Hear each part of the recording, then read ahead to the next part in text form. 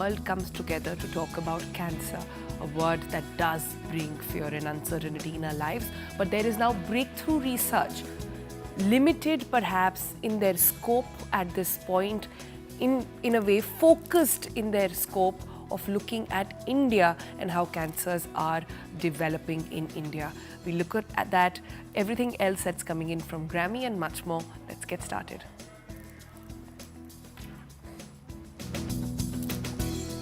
World Cancer Day 2025. Cancer won't wait. Why do we? Science can only do so much. The rest is on us. Cancer isn't always a death sentence. Ignorance is. So what exactly are we doing about it? The best treatment for cancer, finding out more about it, treating early, detecting early is the key. We'll tell you how exactly to go about it. India's cancer battle. Genomics could change cancer treatment forever. Why Indian cancer patients can't rely on Western data. The biggest breakthrough in research isn't a drug, it's actually understanding how the cancer cell actually germinates and how it progresses in our body.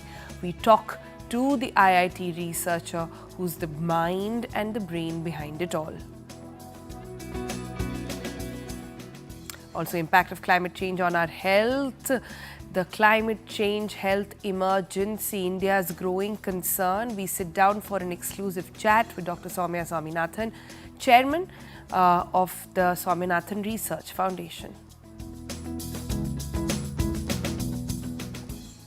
Also, we take you all the way to Gulmarg, where the winter wonderland has begun. Kashmir's Gulmarg is the new ski destination.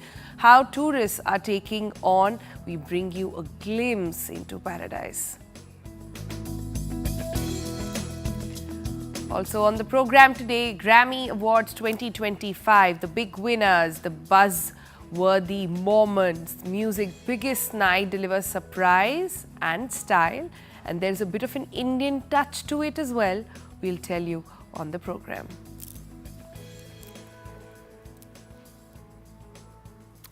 Cancer, a word that brings fear, uncertainty and grief to millions. Now, for decades, global cancer research has progressed without true representation of the Indian genomic data.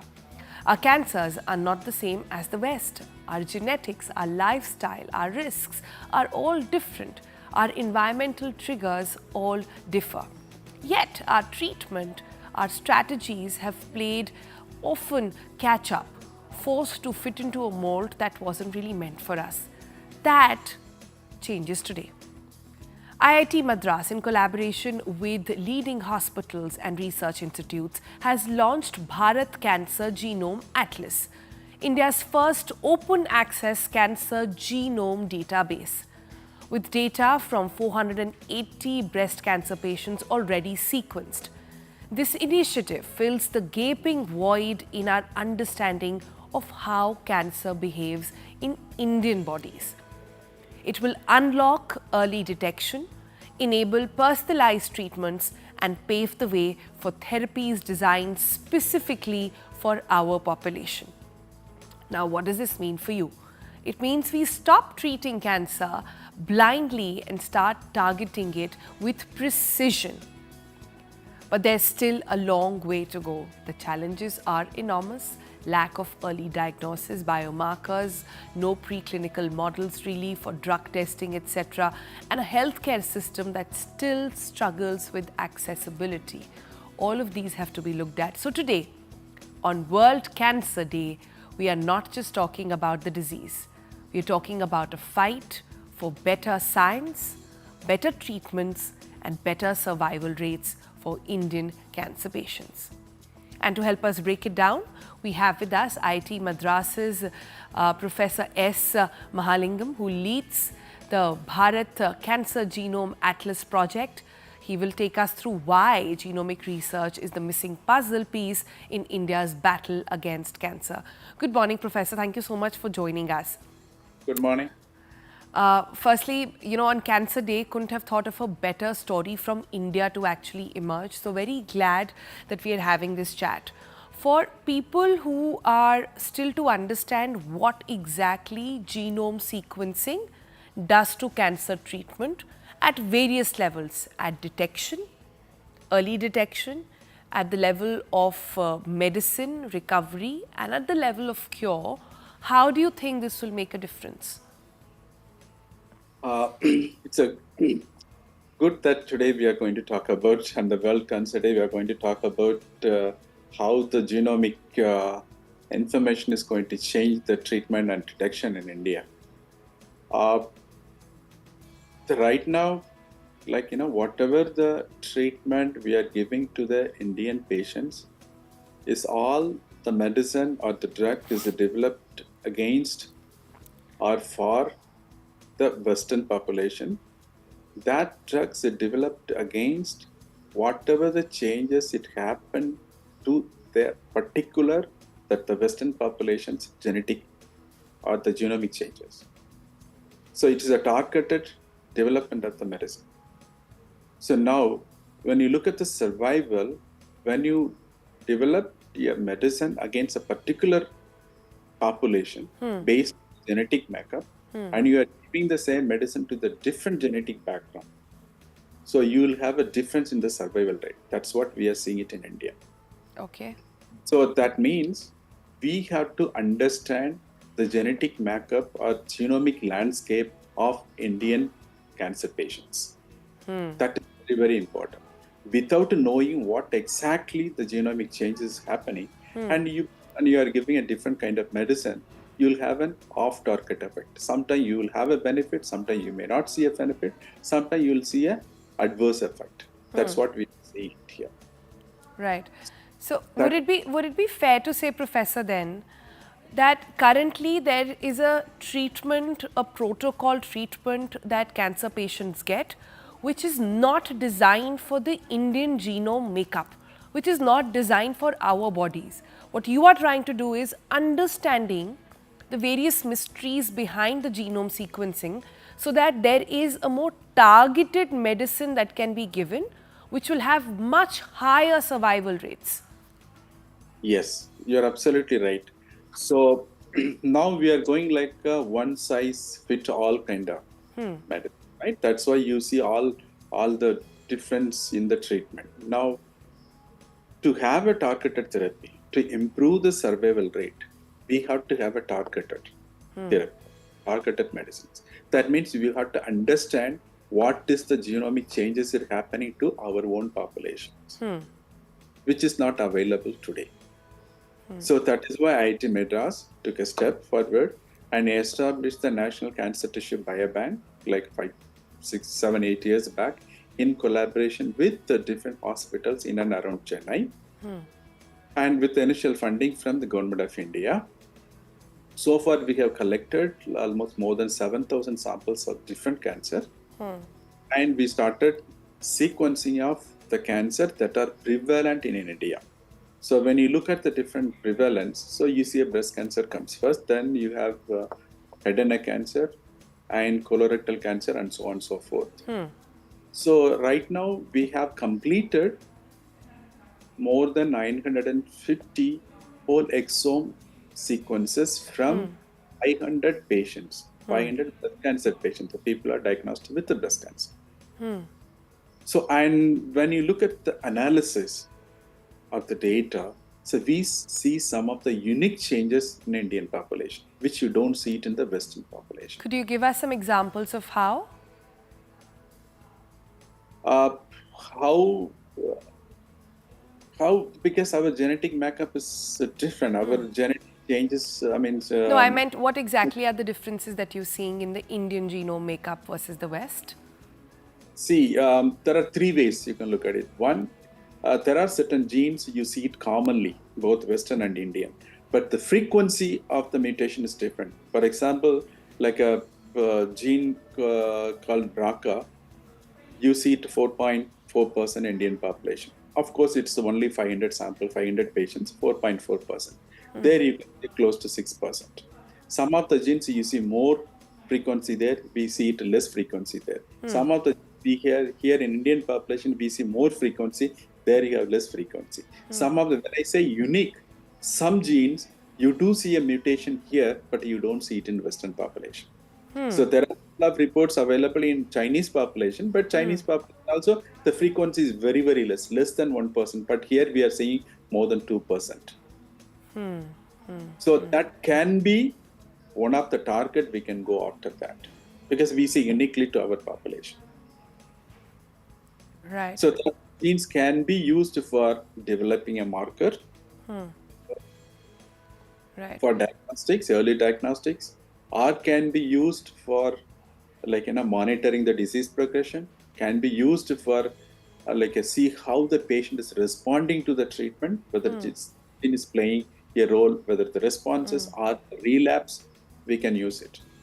Right. So this basically means there are patients who are given medicines which could have extreme reactions and a higher dose when they don't really need it, and others getting a lower dose when they need much higher, because we don't really know how the cancer is going to respond in their body, which is how this genome sequencing, so fascinating, is actually going to change the game, which actually ties in beautifully with the theme of World Cancer Day this year.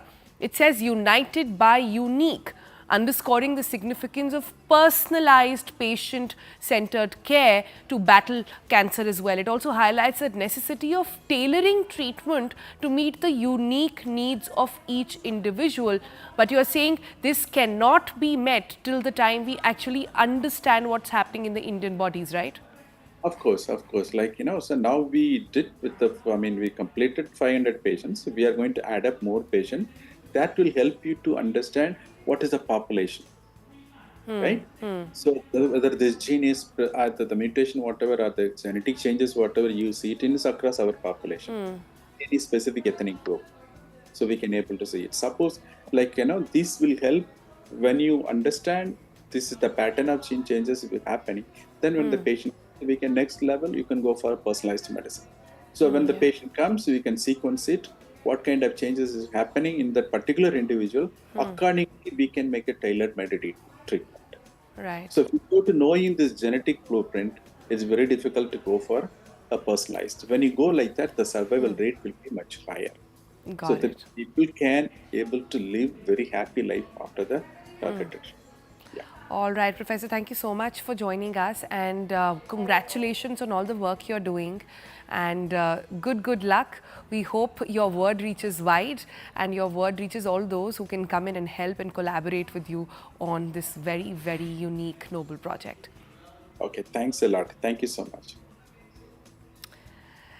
So now we know that India's fight against cancer isn't just about hospitals, doctors or treatments. It's about research that actually reflects the people, and it's meant to save them as well. Now, the Bharat Cancer Genome Atlas is a critical step forward. But let's not lose sight of the bigger picture over here on World Cancer Day. People still need to take the first step. If we don't know the risks, we don't get tested. If we believe the myths instead of the facts, for all the advancements in cancer research, the most effective weapon is still early detection.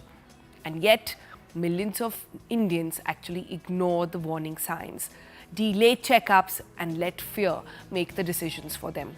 The result? Well, cancers that could have been caught in time aren't.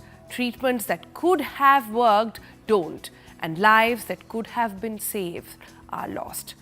Joining us next is Dr. Monica Pansari. She's Senior Surgical Oncologist at Fortis Hospital, Bangalore. Joins us now this morning to break it down for us. Good morning. How lovely to have you this, on World Cancer Day with us, Dr. Monica. Let me start by saying this. Cancer detection, early detection is a war cry, if one can say that, on cancer. What are you seeing as major hiccups even today, when in India the infrastructure for early cancer detection has exponentially increased, awareness, chat about it has increased, the actual footsteps falling on early diagnosis are not happening? Why? Good morning, Sonal. Thank you for having me here. Today, as we all are talking about World Cancer Day, 4th of February, we've been declaring it as for last 25 years.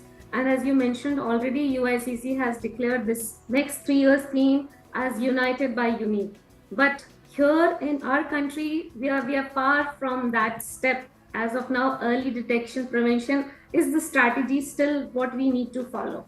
United by Unique is a very good concept which says that we have to focus mainly on personalized cancer treatment, patient-centric or people-centric approach. But here, what we are seeing in our country is that we are still far from early diagnosis. Though I would say in our clinical practice, we are seeing patients being aware, especially in urban areas, rural areas, that is still lacking. I mainly deal with women cancer, that is breast and gynecological cancer. And we all know that breast cancer has been the most common cancer. And in our country also, 1 in 22 to 25 women, one is going to get diagnosed with breast cancer in their lifetime. So what is more important is to know what are the risk factors, what are the preventive measures they're supposed to take, and what are the screening protocols in place. So when we talk about cancers in general, what we should know, what are the risk factors for prevention. So in brief, I would say tobacco in any form is dangerous. We all are aware, which leads to multiple cancers, lung cancer, cancers of oral cavity, any cancer. If you say, tobacco is the most important cause. Second, consumption of alcohol, that again should be limited as far as possible. Third, which is most important risk factor, is obesity, especially in females. Many cancers, including bowel cancers, breast cancer, gynecological cancers, they are linked to this. And physical inactivity, unhealthy dietary habits leading to obesity. And our Prime Minister, Mr. Modi, also had spoken about Fit India movement last week. And that again was a focus not only for lifestyle changes, but also for lifestyle diseases like diabetes, hypertension, which we keep talking about, but also for cancer. So these are few preventive measures which we can take to prevent the risk of cancers. These are all modifiable risk factors. There are certain factors which are non-modifiable, like genetic mutations, advancing age. As we all know, cancer is a disease of aging. Of course, the data is changing. Nowadays, we are seeing more and more young women coming up with breast cancers, not only in 30s, but in fact in 20s, we are seeing cancer, breast cancer especially, being diagnosed. True. So But advancing Dr. age, Monica, can I understand this from you?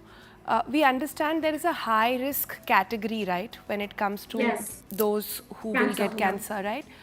One of the key areas there is medical history, family history as well. For those who have had it, I Yes. see more and more awareness sort of pick up. But for others, at what age do you think is the right time for women who are in this high risk category, like you defined, who have family history, who have, are obese, perhaps not the most fit, have had other immune deficiency disorders, etc., that are picking up? So for these high-risk category people, or who, like somebody told me the other day, even those who've had long COVID or extreme COVID are also at risk. So to these people, at what age should be the first time you go and say, I should get a check? Yes, so very valid question. We have something called a screening test available for few cancers which are very common. For example, breast cancer and cervical cancer, lung cancer and prostate cancers. So these are few cancers where we have the screening protocols in place.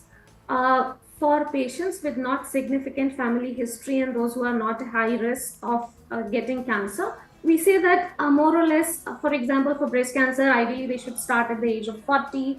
And for other cancers also, we say that screening should start at the age of 40. But for your question, those with a significant family history or history of genetic mutations like BRCA1, BRCA1 or BRCA2 in the family, we say that early screening is what they should do. What should be the ideal age? As per our clinical data, it is said that first cancer diagnosed in the family. For example, if a person who walks into my clinic, her mother was diagnosed with breast cancer at the age of 40 who has got genetic mutation. So we say that 10 years prior to that, they should start getting themselves checked. So first diagnosed cancer in the family, 10 years prior to that, we should focus on starting the screening protocol or screening test, which are for few cancers. Unfortunately, we don't have screening tests available for all the cancers, but fortunately, we have the screening test available for those cancers which are very common. Like for breast cancer, we say that mammogram is the gold standard, which should be started ideally for non-high risk individuals at the age of 40. Right. Breast self-examination should start at the age of 16, as early as 16, even whether there is family history or not. So these are the tests, and all of these things you can discuss with your oncologist whenever you go for health checkup, and if your family history is there, go a bit early as compared to what the standard guidelines are. Right. Preferably 10 years prior to the first case diagnosed in the family. Got it. Got it. We also have, you must have heard our conversation with Professor from IIT Madras, Yes. who's doing such incredible work in genome. We also have him. I'm just trying to fix his video a little bit so we can get a better view of how his visual is stayed. But while we do that, Dr. Monica, if I can come back to you on understanding the lifestyle aspect of cancer. We often say, and a lot of chatter is going on these days on how cancer is becoming more and more a lifestyle disorder. Things like colon cancer developing, things, other, popping up as well. To those watching, what are your tips then? Everybody wants to Yes. stay healthy. Everybody wants to do the right thing. So how exactly Yes. do you recommend we go about it? That's the perfect question on World Cancer Day, I would say. What are the preventive measures and lifestyle changes one should have?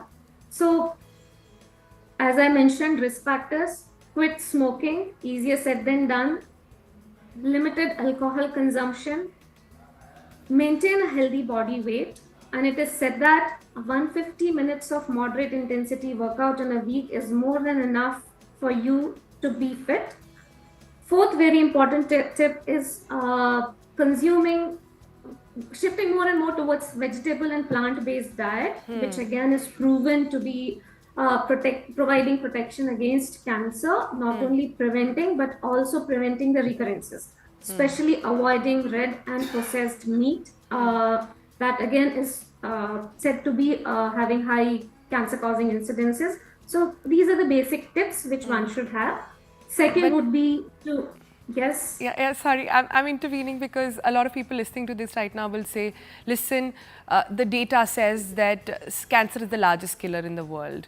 Okay, that Yes. every second, nearly 1 in 6 deaths are due to cancer. It's said and Yes. projected that every second man and every third woman in India at least is going to get cancer. If those are the statistics one is looking at and it is going to stay, then how does it matter of what I do? It's anyways in the air, in our water, what we're doing. So Yes. that's the kind of sentiment you hear from people. How do you respond to that, doctor? Yes, so I would say that the very clear data is there.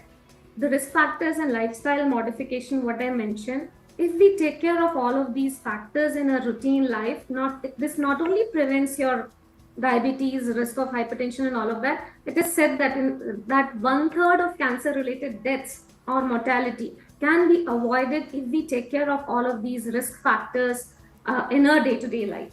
So obviously, if you change your lifestyle, we are reducing the cancer incidence, we are reducing the cancer-related deaths. So what we can do, we should do it. Whatever is in environmental pollutions, of course, we can't do. I think I would put it as a non-modifiable risk factors, but at least modifiable risk factors are in our hands.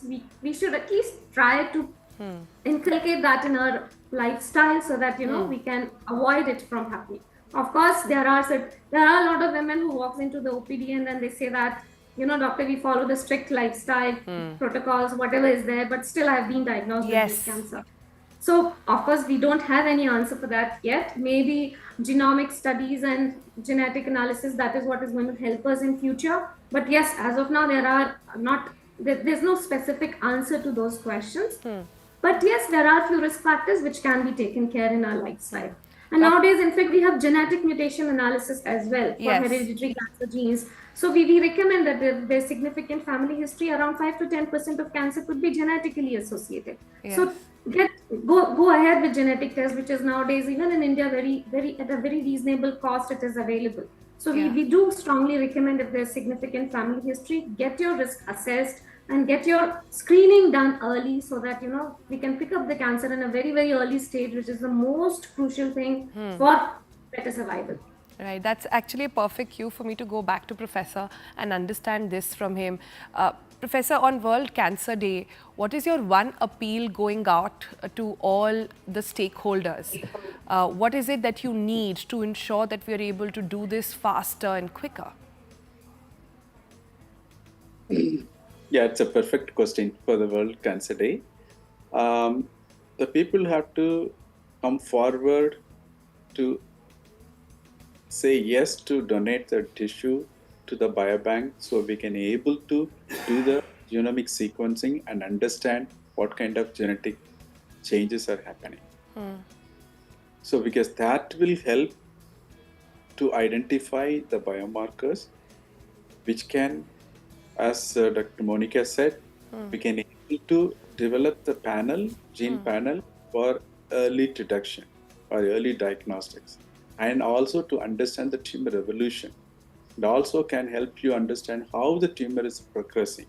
Also can help you to understand or monitor how the patient is responding to the particular treatment. Plus, this will also be able to help you to identify what kind of targeted therapy we can able to develop based on the genetic changes. Right. Then Right. that can go towards a personalized medicine, so your survival rate is much better. Right. But Professor, since you know this so much better than anybody else, I want to understand this. You know, what causes cancer still remains such a black box in our country, no? Or world over? What is causing it? What makes it progress? What is making it recur? Why is it that we still know so little about it? It is $1 million question, but it's a combination of genetics and environmental factor, and it's a complex disease. This is not a single gene responsible for this cancer. Some multiple gene factors are playing a role for the cancer, Multiple right? factors. Yeah. Yeah. Multiple Yeah. genes are in. It's Yeah. not a single gene family. That is why even if you look at that, whatever the diagnostic kits are available for the cancer detection, there are multiple gene families are involved. Multiple genes there. It's not a single gene family. And genetic as well as the environmental factors and the habit, everything. It's a combination of everything. It's not a single. I mean, you can pinpoint this is the one is responsible for that. It's very difficult to say. Very, very difficult, but perhaps one we intend to get answers from once your research makes more headway. Talk to us a little bit about where are the challenges when it comes to doing genome sequencing here. Is there infrastructural challenge? Is there a funding challenge? Is there one of getting more hands on deck to actually do this? It's a good question. I mean, we have infrastructure. We need more funding. Of course, the recent budget also they announced they are going to, set up daycare cancer center in each and every primary hospitals. That will help to even monitor as well as getting the tissue samples for this kind of work. And they're also reduce the cost for the cancer drug. That will also help to the patient. But if you come to the genomics, yes, it's the medical community and the scientific community have to come together. They have to work together. Then only we can go to the next level towards a personalized medicine for cancer. All right, let me go back to Dr. Monica at this point to understand a few more details on how you and I can perhaps better our life and get more awareness in on this World Cancer Day. Dr. Monica, like we said, we've understood that it is apart from genetics, which Professor is perhaps making more headways on, lifestyle is one of the key issues. At this point, where do you think we can do better individually when it comes to cancer? So I would say, again, individually creating awareness, following the screening protocols, whatever is in place. Third, I would say that most important is to educate the community. If you are aware of the See, I have the information about cancer, you have understood, but there is a whole lot of community out there who are uneducated. They are not aware, they have no access, especially in our country, to know about cancer. So at the individual level, probably we can teach them, we can communicate them, we can make them aware that what cancer is, and cancer is not a death sentence these days. There are multiple options available. There's a myth in the society, especially in our country, that once a person is diagnosed with cancer, it is equal to death, which is not the case these days. And as professor, we are heading towards research. So much happening. I would say that in our cancer treatment protocol, we have surgery, chemotherapy, radiation. Then comes the fourth arm, which we say targeted therapy. Fifth is immunotherapy. So these are a lot of newer things which are happening, in which even in advanced malignancy, we've got techniques like CAR T cell therapy for many lymphoma, leukemia, many blood malignancies. So we have a lot of newer options coming up. So Talking all of about these- advanced techniques, Dr. Monica, one sees a lot of videos these days of AI playing a role, of scanning playing a role. We did a couple of days ago on a pill bot. You can actually put the pill in and it just sort of goes through and gives you an insight on everything. So, in terms of advancements in trying to detect cancer, could you name some? Yes, AI is playing an important role in our cancer diagnosis, especially when it comes to early detection. It is helping radiologists, especially when you're reading a mammogram, MRI scans, genetic testing. So all of these things, when you have a data pool, AI can help us in detecting it in much, much advanced or much, much earlier stages. So that is how AI is helping. It is yet to come into the clinical practice at a larger level. So I would say that it's still in the preliminary phase of being used in our day-to-day practice. So yes, in future, maybe 5 years down the lane, we would have more and more AI tools available for early diagnosis and detection. That's where my take is on this. Yeah, that's true, because we see a lot of AI build-up happening in surgical advancements. We see Yes. surgeries being held, long surgeries, etc. And in India, lots of, leaps being made there. But in detection, India versus the world, where do you see us? Are from Western world, because what we don't have, considering our large population and limited budget, we don't have the screening protocols in place, right? Wherein one should be aware that what I'm supposed to do to get myself checked, right? Wherein Western world, they have the screening date protocol in place, that a lady who's above the age of 40 or a male above the age of 40, they have to undergo screening for colorectal cancer or mammogram. There is a follow-up call from the hospital going to the individual. They have not come for your screening. You have to get yourself screened, right? So their screening levels are at a much, much higher level. We are struggling at the basic level, where people are not aware what the screening protocols are. So for us, a population like us, we need to create awareness what the screening protocols are, what is mammogram, what is pap smear. We are at this level. What is HPV vaccination? Yeah. So these are the things which we should teach people in our country to reduce the risk and prevent it from happening, right? So we are far from there. I think, yes, there's been a discussion about HPV vaccination, human papilloma virus vaccination for cervical cancer, to be included in national immunization protocol. So once that happens, that will be really good for females, because in India, we still have cervical cancer as the second most common cancer, Yes. which is not globally, right? Yeah. And still we have high incidence of high mortality rates because of cervical cancer, which is not the case in other countries, because they have pap smear strictly going on True. as a screening protocol, HPV vaccination going on for years together, which is yet to happen in our country. Still, people, they don't believe about HPV vaccination. So we are still struggling at that basic level. Yes, these are the things which we need to change, and Sure. then we go to genomics, and what professor is doing, it's a wonderful work. And I think as a clinician, I would say that we also should come forward and help them in giving the sample and That's data super. to create a bigger data pool. That's super. We couldn't have asked for a better panel on World Cancer Day to actually Yes. put two stakeholders together and ensure that Yes, we move forward in our battle against cancer. To Professor, to Dr. Monica, thank you so much for joining us. I wish we had a little more time to discuss one key aspect, which is on funding of treatment, on why treatment of cancer is so expensive, but that perhaps is a story for another day. Thank you both genuinely for joining us this morning. Thank you, Sonal. Thank you for having us here. Thanks. Thank you so much. All right, so that was all about Cancer Day. So much breakthrough that is happening, so much advancement, and also so much that we need to do individually to ensure we don't lose that battle to cancer. On that note, we're going to slip into a break. Coming up on the other side, let's bring you some cheer.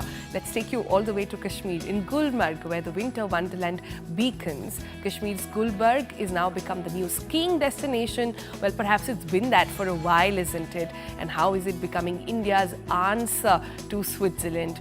We'll take you down those slopes in a moment from now.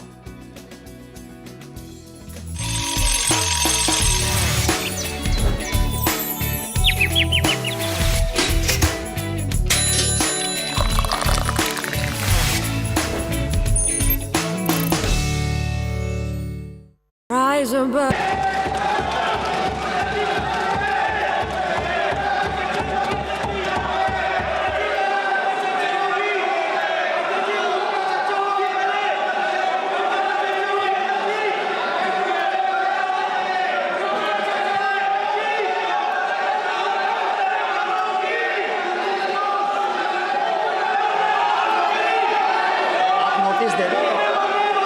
सदस्यगण,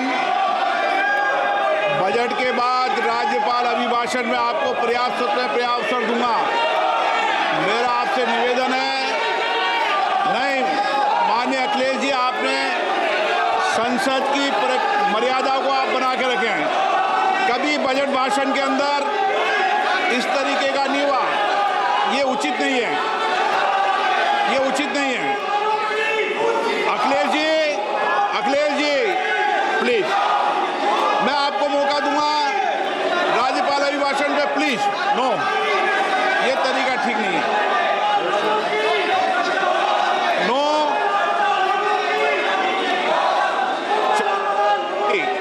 राज्यपाल अभिभाषण पे चर्चा होगी। No तरीका। Honorable Speaker, I present the budget for 25-26. This budget continues our government's efforts to A. Accelerate growth, B. Secure inclusive development, C. Invigorate private sector investments, D. Uplift household sentiments, and E. Enhance spending power of India's rising middle class. Together, we embark on a journey to unlock our nation's tremendous potential for greater prosperity and global positioning under the leadership of Honorable Prime Minister Shri Narendra Modi. As we complete the first quarter of the 21st century, continuing geopolitical headwinds suggest lower global economic growth over the medium term. However, our aspiration for a Vikasit Bharat inspires us, and the transformative work we have done during our government's first 2 terms guides us to march forward resolutely. Our economy is the fastest growing among all major economies. Our development track record for the past 10 years and structural reforms have drawn global attention. Confidence in India's capability and potential has only grown in this period. We see the next 5 years as a unique opportunity to realize Sabka Vikas, stimulating balanced growth of all regions. The great Telugu poet and playwright Gurujada Apparao had said, "Deshamante matti kadoy, deshamante manushuloy," meaning a country is not just its soil, a country is its people. In line with this, for us, Vikasit Bharat encompasses zero poverty, 100% quality good school education, access to high quality, affordable and comprehensive health care, 100% skilled labor with meaningful employment, 70% women in economic activities, and farmers making our country the food basket of the world. In this budget, the proposal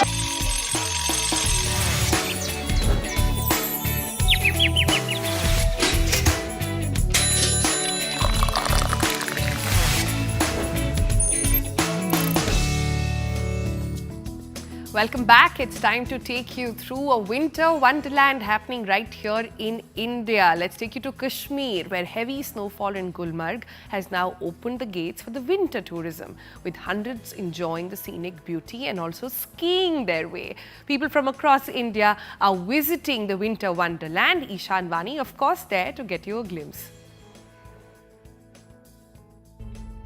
हमारा ये गुलमर्ग तो एक तरह से भारत के लिए winter games की capital बनता जा रहा है।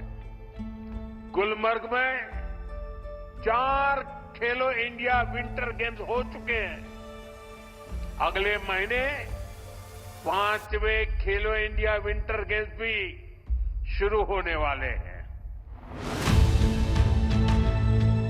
It came from none other than the Prime Minister, who called Gulmarg the Winter Games capital of India. Gulmarg has attracted travelers, tourists and winter sports lovers for decades. Early snowfall this year has opened the floodgates for winter tourism in Kashmir. Adventure lovers have arrived for skiing and snowboarding. This has led to a surge in bookings, which is only expected to boost the economy of Jammu and Kashmir. This year it's better than last year. Last year there was absolutely no snow, no sign of any snow. बहुत कम snow था. This time is definitely better, and I think coming to Gulmarg always is a very special experience. The skiing is one part of it, and thankfully this time the snow gods are aligning with us. But the culture, the hospitality, the food, all in all, it's an experience that is so important, especially for every Indian to have, our children to have. I have 2 young boys who are waiting for the ski lift right now. So yeah, it's sensational. This is the beginners, the bunny slope, which is where we're at. So this is where we all start and then eventually make our way to phase 1 chairlift and phase 2 as well. So Gulmarg has soft snow, so skiing is very easy here, and it's my 3rd day and I'm doing it for the first time, and I'm able to make turns and I'm very happy about it. The slopes in Gulmarg are made for both experienced skiers and beginners. Called the heartland of winter sports, it invites enthusiasts to ski down its slopes and embark on tranquil walks through the enchanting scenery. Gulmarg is also hosting another edition of the Khelo India Winter Games next month. Every corner here offers a postcard-worthy view with the best slopes in South Asia for winter activities. But the experience is amazing. We are able to ski. We are much better and doing much better than last year. Yes, it can replace Switzerland. Obviously, phase 1 and phase 2 can replace Switzerland. The infrastructure should be improved a bit. The lines, ski lifts are very less and need to increase the frequency of the lifts. Many are now comparing Gulmarg with Switzerland because of what it has to offer. As per tourism department estimates, 33% of the population of Jammu and Kashmir is directly or indirectly connected to tourism. Gulmarg is dotted with tourists, a lot of influx of tourists because of the snowfall, and in coming days it's expected that it will grow with the increase in the snowfall, and also the tourist activities and this Khelo India will bring a boost to the local economy of Kashmir. With Bashir Lone in Gulmarg, Ishan Vani for CNN News 18. All right, moving away from all that winter wonderland, let's talk about another critical issue, actually related, climate change. We delve into this critical matter and the far-reaching impact it has on our health. Now, rising temperatures and extreme heat stress are taking a devastating toll on our well-being, and it's imperative that we understand the severity of this crisis.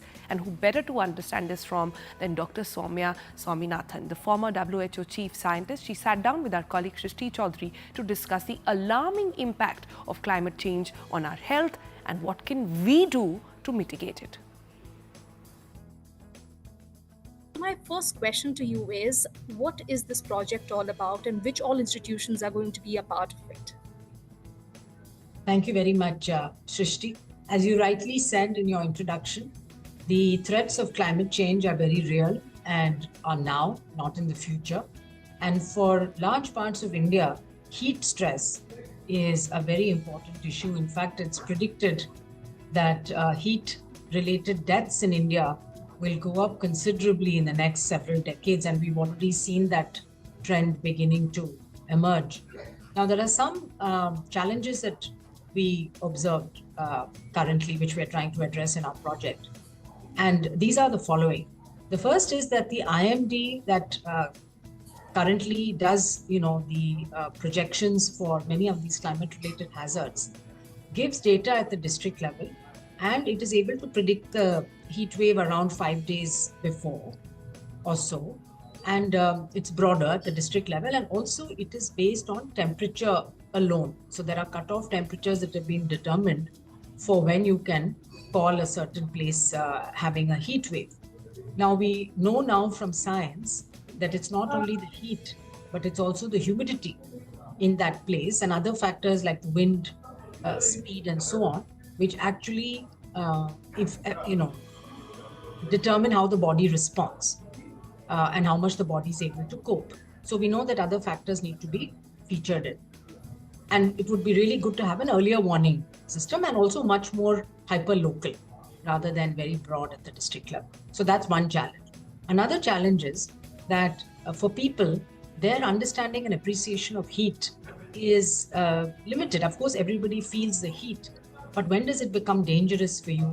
Who's vulnerable? So what are those social and biological and age-related or gender-related factors that make you more vulnerable, that you should be more careful? And thirdly, what do you do and when do you take action? So from the community perspective, individuals' perspective also, there are big gaps. And the third gap is from the health system side. While there is a national action plan on heat, there is a national program on climate change and human health, the capacity of the health workforce, particularly at the peripheral level, at the primary healthcare center and the health and wellness center level, that is still needs a lot of strengthening. So to address these challenges, a number of institutions have come together. All right, you can watch that full interview on News18.com as well. But let's move on now to some fun and music coming in our way from the 2025 Grammys.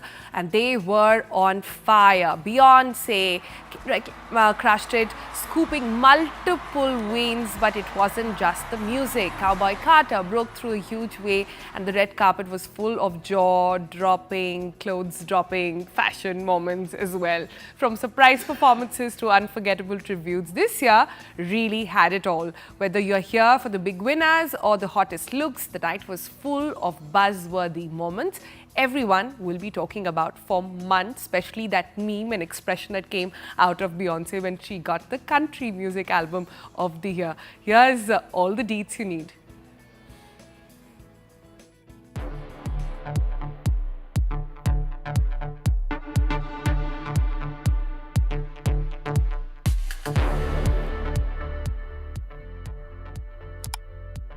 At the 67th Annual Grammy Awards held on February 2, 2025 in Los Angeles, Beyoncé made history by winning Album of the Year for her 8th studio album, Cowboy Carter. This marks the first time in over 2 decades that a black woman has won this prestigious award, with Lauryn Hill being the last to achieve this feat in 1999.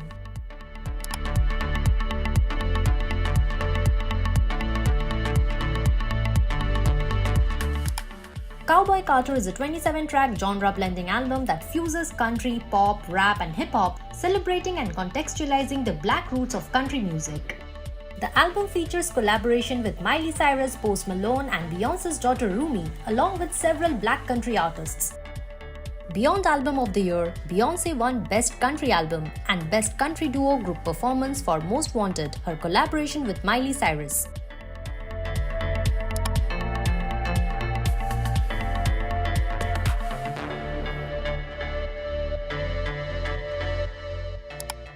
Despite entering the Grammys as one of the most nominated artists of the night, Taylor Swift left without a win.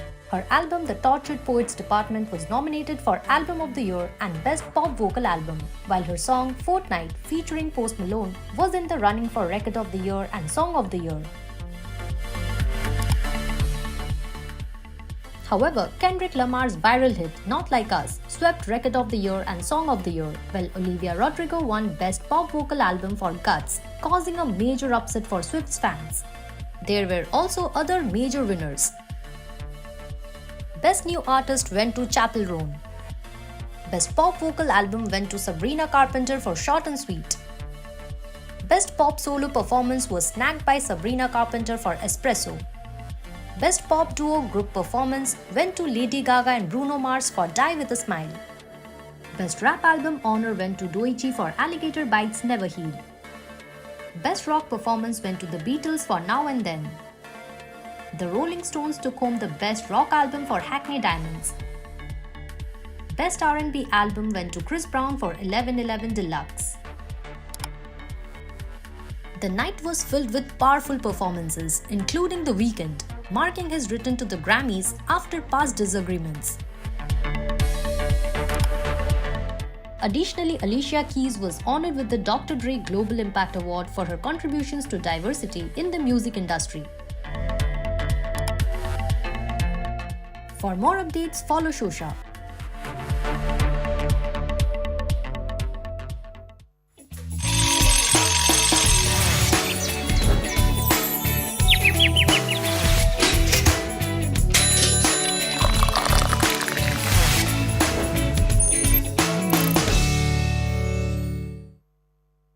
Friends.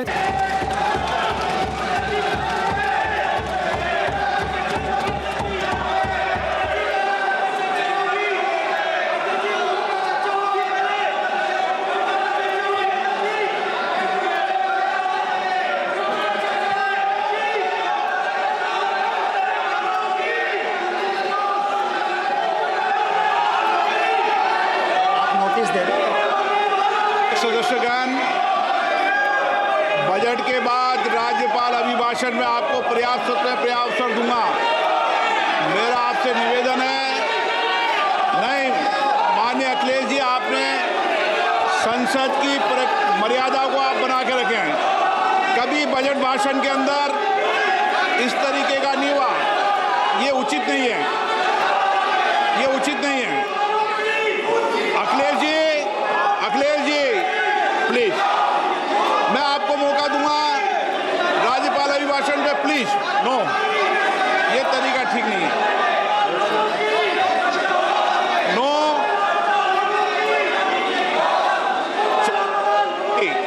राज्यपाल अभिभाषण पे चर्चा होगी। No तरीका।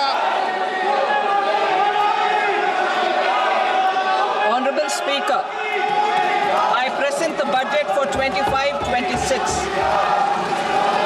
This budget continues our government's efforts to A. Accelerate growth, B. Secure inclusive development, C. Invigorate private sector investments, D. Uplift household sentiments, and E. Enhance spending power of India's rising middle class. Together, we embark on a journey to unlock our nation's tremendous potential for greater prosperity and global positioning under the leadership of Honorable Prime Minister Shri Narendra Modi. As we complete the first quarter of the 21st century, continuing geopolitical headwinds suggest lower global economic growth over the medium term. However, our aspiration for a Vikasit Bharat inspires us, and the transformative work we have done during our government's first 2 terms guides us to march forward resolutely. Our economy is the fastest growing among all major economies. Our development track record for the past 10 years and structural reforms have drawn global attention. Confidence in India's capability and potential has only grown in this period. We see the next 5 years as a unique opportunity to realize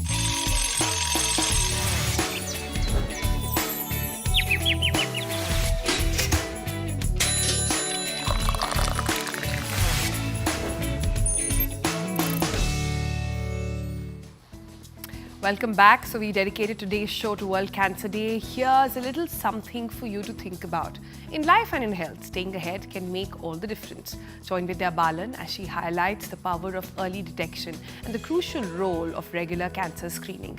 Let's take charge of our well-being, one screening at a time. Spread the word and inspire others to do the same. Wish you a happy Cancer Day. Listen, Shekhar. Time मिलता नहीं, निकालना पड़ता है. आज ही कराओ और मुझे बताओ, ओके? टाइम नहीं है. ये क्या बात हुई? घर, ऑफिस, दोस्त, फिल्म्स, हर चीज के लिए हम टाइम निकाल ही लेते हैं, है ना? पर एक और चीज है जिसके लिए टाइम निकालना बहुत जरूरी है. Cancer screening. और ये हम सबके लिए है, सिर्फ औरतों के लिए नहीं. राइट टाइम पर कैंसर को पकड़ ले तो हम इसे बढ़ने से रोक सकते हैं. जिंदगी की भागदौड़ में ये ना भूल जाए कि रेगुलर कैंसर स्क्रीनिंग भी एक जरूरी काम है. टाइम निकालें और स्क्रीन करें, प्लीज.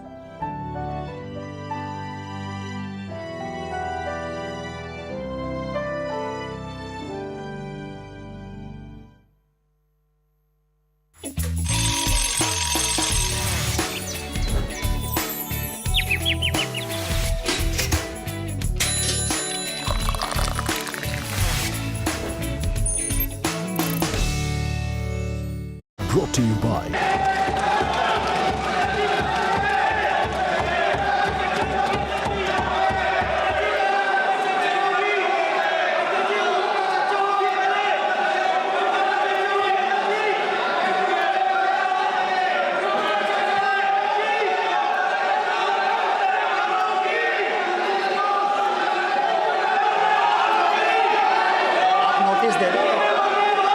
सदस्यगण, बजट के बाद राज्यपाल अभिभाषण में आपको पर्याप्त अवसर दूंगा. मेरा आपसे निवेदन है. नहीं, माननीय अखिलेश जी, आपने संसद की मर्यादा को आप बना के रखें. कभी बजट भाषण के अंदर इस तरीके का नहीं हुआ. ये उचित नहीं है, ये उचित नहीं है. अखिलेश जी, प्लीज, मैं आपको मौका दूंगा राज्यपाल अभिभाषण पे. प्लीज, नो, ये तरीका ठीक नहीं है. No,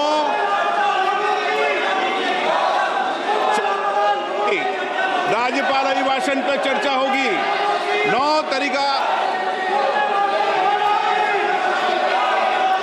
Honorable Speaker, I present the budget for 25-26. This budget continues our government's efforts to A. Accelerate growth, B. Secure inclusive development, C. Invigorate private sector investments, D. Uplift household sentiments, and E. Enhance spending power of India's rising middle class. Together, we embark on a journey to unlock our nation's tremendous potential for greater prosperity and global positioning under the leadership of Honorable Prime Minister Shri Narendra Modi. As we complete the first quarter of the 21st century, continuing geopolitical headwinds suggest lower global economic growth over the medium term. However, our aspiration